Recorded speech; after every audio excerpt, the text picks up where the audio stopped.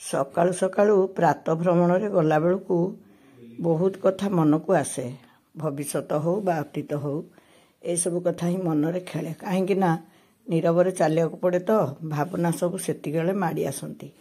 2 ଦିନ ତଳେ ଗାଁ ଦାଣ୍ଡରେ ଖୁଦୁରୁକୁଣୀ ବିସର୍ଜନର ପ୍ରୋସେସନ୍ ଚାଲିଥିଲା। ଭାଗ୍ୟ ଭଲ ଏଥର ଡିଜେ ବାଜିବା ବନ୍ଦ ହେଇଯାଇଛି। ସେଥିପାଇଁ ଯେଉଁମାନେ ଛୋଟ କାଟିଆ ବାଜା ଦଳ କରିଥିଲେ ସେମାନେ ନିଶ୍ଚୟ ଉପକୃତ ହେଉଥିବେ। ଆଉ ଆମେ ଭଳି ଯେଉଁ ଶ୍ରୋତା ଯେଉଁମାନେ ନୀରବତାକୁ ବେଶୀ ଭଲ ପାଆନ୍ତି ବା ଶାନ୍ତି ଶୃଙ୍ଖଳାକୁ ଭଲ ପାଆନ୍ତି ସେମାନେ ଆଶ୍ୱସ୍ତ ହୋଇଥିବେ। ତେଣୁ ଏଇଟା ଗୋଟେ ସ୍ୱାଗତ ଯୋଗ୍ୟ ପଦକ୍ଷେପ ନିଶ୍ଚୟ। ଦାଣ୍ଡରେ କେତେବେଳେ ଆସି ଠାକୁରାଣୀଙ୍କର ବିସର୍ଜନ ପ୍ରୋସେସନ୍ ପହଞ୍ଚିଗଲାଣି ଜାଣି ହେଲାନି। ପିଲାମାନେ ଦାଣ୍ଡରେ ଠିଆ ହେଇ ଦେଖିବା ଗୋଟେ ସାଧାରଣ ପ୍ରଥା। ଆମେ ଦୌଡ଼ି ଯାଇକି ବିସର୍ଜନ ଦେଖିଲୁ, ପିଲାଙ୍କୁ ବି ଦେଖେଇଲି। ସେତିକିବେଳେ ଠିକ୍ ମୋର ଗୋଟେ କଥା ମନେ ପଡ଼ିଗଲା। ମୁଁ ନରାଜରୁ ଫେରୁଥିଲି, ଗଣେଶଙ୍କର ବିସର୍ଜନ ହେଉଥିଲା। ମୋ ପୁଅକୁ କହିଲି, ବାପା ମୁଁ ତ କେବେ ଗଣେଶ ବିସର୍ଜନ ଦେଖିନି, ଟିକେ ଗାଡ଼ି ରଖିଲୁ ଯିବା ଦେଖିବା। ତାପରେ ଗାଡ଼ି ରଖିକି ଆମେ ଓହ୍ଲେଇଲୁ। ଇଏ ତ ସେଗୁଡ଼ା ଭଲ ପାଆନ୍ତିନି, ସେ କହିଲେ ମୁଁ ବସିଛି ଗାଡ଼ିରେ ତୁମେ ଯା। ମୋତେ କେବେ ବିରୋଧ କରନ୍ତିନି, କିନ୍ତୁ ତାଙ୍କ ରୁଚି ଆଉ ମୋ ରୁଚି ଭିତରେ ବେଳେବେଳେ ପାର୍ଥକ୍ୟ ଥାଏ। ସେଇଟା ଆମେ ପରସ୍ପର ପ୍ରତି ଭାବନାର ଯେଉଁ ସମ୍ମାନ ବୋଧରେ ତାର ମୀମାଂସା କରିଦେଉ। ମୋତେ ଯେଉଁଟା ଭଲ ଲାଗେନି ମୁଁ ଓହରି ଯାଏ, ସିଏ ତାଙ୍କର କରନ୍ତି। ତାଙ୍କୁ ଯେଉଁଟା ଭଲ ଲାଗେନି ସିଏ ରହିଯାଆନ୍ତି, ମୁଁ କରେ। ଯାହା ବି ହେଉ ଆମେ ଆସିଲୁ ବିସର୍ଜନ ଦେଖିବା ପାଇଁ। ଏଇଟା ନରାଜ କେନାଲ, ସେଇଠି ବିସର୍ଜନ ଦେଖିଲୁ। ଘଣ୍ଟ ବାଜୁଥିଲା, ସେ କ'ଣ ଗୋଟେ ଏଡ଼େ ବଡ଼ ଯନ୍ତ୍ରଟେ ଝୁଲେଇଥିଲେ, ସେଥିରୁ ଗୀତ ବି ବାଜୁଥିଲା। କିନ୍ତୁ ବହୁତ କମ୍ ବ୍ୟକ୍ତି ଥିଲେ। ତାଙ୍କ ଅନୁମତି ନେଇ ମୁଁ ପୁଅକୁ କହିଲି, ବାପା ଟିକେ ଭିଡ଼ିଓ କର, ଦେଖନ୍ତୁ ଗଣେଶ କେମିତି ବିସର୍ଜିତ ହେଲେ। ଆମେ ଏତେ ବଡ଼ ବିଗ୍ରହ କରି ମୁଁ ସେଠୁ ପଳେଇ ଆସିଲି। ମୁଁ କହିଲି, ବାପା ଆଉ ସୁଟିଂ କରନି, ଚାଲିଯିବା ବାହାରି। ବାଟରେ ମୁଁ ଭାବିଲି, ଆମେ କାହିଁକି ଏତେ ବଡ଼ ବଡ଼ ମୂର୍ତ୍ତି କରୁଛେ? କ'ଣ ବଡ଼ ମୂର୍ତ୍ତି କଲେ ଭଗବାନ ସେଥିରେ ବେଶୀ ସକ୍ରିୟ ହେଉଛନ୍ତି? ମୁଁ ତ ଜାଣିନି ପୂଜାପାଠ ବିଷୟରେ, କିନ୍ତୁ ସେଠି ଟିକେ ଦୁଃଖିତ ହେଲି। ଆଉ ପୁଣି ବାଟରେ ଦେଖିଲା ବେଳକୁ ଖୁଦୁରୁକୁଣୀ ମାଳ ଗୁନ୍ଥା ଚାଲିଥିଲା। ପୁଣି କେତେ କଥା ମନେ ପଡ଼ିଗଲା। ଏଇଟା ହେଉଛି ଠିକ୍ ପ୍ରୋସେସ୍। 3ଟା 3:30ରୁ ହିଁ ମାଳ ଗୁନ୍ଥା ଆରମ୍ଭ ହୋଇଯାଏ। ଆଉ ସନ୍ଧ୍ୟା 6ଟା ବେଳକୁ ଖୁଦୁରୁକୁଣୀ ସଜାସଜି ହୁଏ। 2 ଜଣ ଭଉଣୀ ଏଠି ବସି ମାଳ ଗୁନ୍ଥୁଥିଲେ। ସେ ବିବାହିତା ମା ଜଣଙ୍କୁ ମୁଁ ପଚାରିଲି, ଆପଣଙ୍କ ଆଡ଼େ ବି କ'ଣ ବାହାଘର ପରେ ଖୁଦୁରୁକୁଣୀ ପ୍ରଥା ଅଛି କି? ସେ କହିଲେ ନାହିଁ। ସତ କଥା, ଯିଏ ଭଲ ମାଳ ଗୁନ୍ଥନ୍ତି, ଯିଏ ଭଲ ଗୀତ ଗାଆନ୍ତି, ସେ ବିବାହିତ ହୁଅନ୍ତୁ କି ଅବିବାହିତ ହୁଅନ୍ତୁ, ତାଙ୍କୁ ପିଲାମାନେ ଡାକିକି ଅନୁରୋଧ କରିକି ଆଣିକି ସେଥିରେ ସାମିଲ କରନ୍ତି। ସେ କହିଲେ ଏଠି ବେଶୀ ଛୋଟ ପିଲା ଅଛନ୍ତି ତ ସେଇଥିପାଇଁ ଆମେ 2 ଜଣ ଆଗୁଆ ଆସି ମାଳ ଗୁନ୍ଥି ଦେଉଛୁ। ମୁଁ କହିଲି ବଢ଼ିଆ କଥା। ସେ ସେଠୁ କହିଲେ, ମୁଁ ଆପଣଙ୍କର ମା ଭିଡ଼ିଓ ବି ଦେଖିଛି।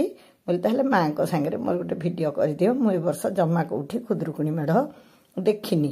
ସତ କହିବାକୁ ଗଲେ ପୂଜା ପାର୍ବଣର ଏଇ ଯେଉଁ ବାହ୍ୟ ଆଡ଼ମ୍ବର ମୋତେ ଭିତରୁ ବହୁତ ଆଘାତ ଦେଉଛି। ଯିବା ପାଇଁ ମନଟା ଜମା ଭିଡ଼ି ହେଉନି। ଏଠି ସବୁ ପୂଜା କଳସ ବସିଥିଲା, ଦେଖିଲି। ମୁଁ କହିଲି ଯାହା ହଉ ଏଇଟା ଟିକେ ସହରଠୁ ଦୂର, ତେଣୁ ବୋଧେ କିଛି ପ୍ରଥା ପରମ୍ପରା ଅଛି। ପିଲାଦିନେ ଆମେ କେମିତି ଖୁଦୁରୁକୁଣୀ ପାଳୁଥିଲୁ। ଖୁବ୍ ବେଶୀରେ ଗାଁକୁ ଯେଉଁ ନୂଆ ବୋହୂମାନେ ଆସିଥିଲେ ତାଙ୍କଠୁ ଆମେ ଶାଢ଼ୀ ଫାଢ଼ୀ ସଂଗ୍ରହ କରୁଥିଲୁ। 2-3 ଦିନ ସେଥିପାଇଁ ମନ କେମିତି ଉଚାଟ ହେଇକି ରହୁଥିଲା। ସେସବୁ କଥା ମନେ ପଡ଼ିଲା। ମୁଁ ମୋ ବୋହୂକୁ ଫୋନ୍ କଲି, ସେ ଗାଁକୁ ଯାଇଥିଲା। ମୁଁ କହିଲି, ମା ତମ ଗାଁରେ ସେ ପୁରୁଣା ଢଙ୍ଗରେ ଟିକେ ଖୁଦୁରୁକୁଣୀ ପାଳୁଛ ନା ଆଜିକା ଢଙ୍ଗରେ ଟେଣ୍ଟ ବାଲାକୁ ଡାକି ସାଜସଜା କରି କରୁଛ? ନା ନାଇଁ ବୋଉ, ମୁଁ ଭିଡ଼ିଓ କରିକି ତମ ପାଇଁ ଆଣିଦେବି। ଏଇଠି ଦେଖନ୍ତୁ ସବୁ ଫୁଲ ତୋଳିକି ଭିଡ଼ିଓ, କେତେ କଇଁ ଫୁଲ ଦେଖନ୍ତୁ। କଇଁ ଫୁଲଟା ତ ପ୍ରଧାନ ଫୁଲ। କଇଁ ଫୁଲ, 5 ଆଙ୍ଗୁଳିଆ ଫୁଲ। ମୁଁ 5 ଆଙ୍ଗୁଳିଆ ଫୁଲର ଭିଡ଼ିଓ ଆପଣଙ୍କୁ ଦେଖେଇଥିଲି ଭଳିଆ ମନେ ପଡ଼ୁଛି। ଏଗୁଡ଼ା ସବୁ ଦେଖନ୍ତୁ, ଏମିତି ମାଳ ମୁଁ କଇଁ ଫୁଲର ବି ଗୁନ୍ଥିଥିଲି।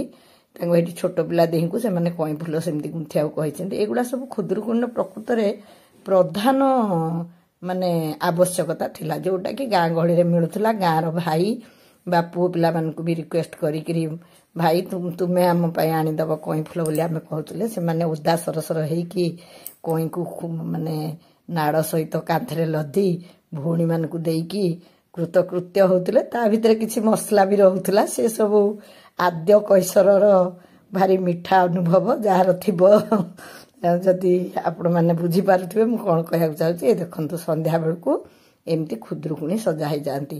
ସେଠି ମୁଖ୍ୟତଃ ଏଇ ଫୁଲପତ୍ର ଆଉ ଯାହା କହିଲି କିଛି ନୂଆ ବୋହୂ ଭୁଆସୁଣୀଙ୍କଠୁ ମାଗି ଆଣିଥିବା ଶାଢ଼ୀର ମାନେ କିଛିଟା ସାଜସଜ୍ଜା ଥାଏ। ଆଉ ବଡ଼ ଜିନିଷ ହେଉଛି ଝୁଣା। ଆମ କୁନି ଦେଖୁନାହାନ୍ତି ବାଣ ଫୁଟଉଛି, ଦିଉଡ଼ି ଜଳା ହେଲା ବେଳକୁ ଜିଦ୍ଦି କଲା।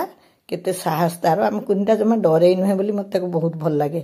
ମୁଁ ଭାବେ ସତ୍ ବାଟରେ ଯଦି ଜଣେ ସାହସୀ ହେବ, ସେ ମାନେ ଦୁଃସାହସୀ ହେବା କିଛି ଆବଶ୍ୟକତା ନାହିଁ। ସେ ଜୀବନରେ ବହୁତ କିଛି କରିପାରିବ। ମୁଁ ସେଥିପାଇଁ ତାକୁ ସବୁବେଳେ ଉତ୍ସାହିତ କରେ। ଦେଖୁନାହାନ୍ତି ଦି ହାତରେ ଦିଟା ଧରିକି ପୁଣି ଫୁଙ୍କୁଛି କେମିତି ପାଟିରେ। ମୁଁ କହିଲି ହଉ ତୁ ଯାହା ଯାହା ଭିଡ଼ିଓ ଆଣିଛୁ ମୋତେ ଦେ।